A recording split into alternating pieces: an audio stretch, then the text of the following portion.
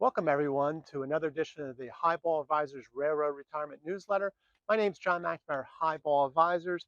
And hey, we just finished 7 months of positive returns in the stock market. Just eked it out in November. So it's pretty encouraging since the April bottom. On a personal business note, I want to thank everybody for subscribing to this newsletter. It's really grown leaps and bounds over the last few years. So thank you for that, subscribe, and thank you for sharing it. Appreciate it. This month have some really interesting stuff.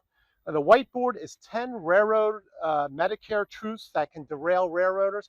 So Medicare, very important, especially railroaders that retire at 60. Those years up and planning for Medicare, very, very important. So check that one out. Mailbag, should I delay my railroad retirement to get the 8% increase?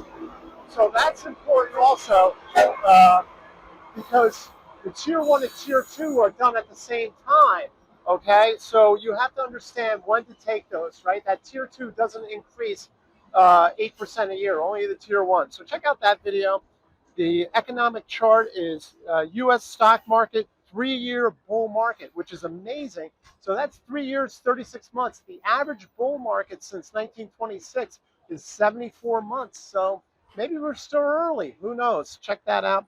And then finally, print out this checklist. I included important numbers for 2026. So not only does it have income bracket tax limits, tax brackets, contribution limits, also has phase outs. We have a lot of new things in this one big beautiful bill. You have to know your phase outs, things like that. So when you do your tax planning for the upcoming year, you'll have that good information. So please print that out.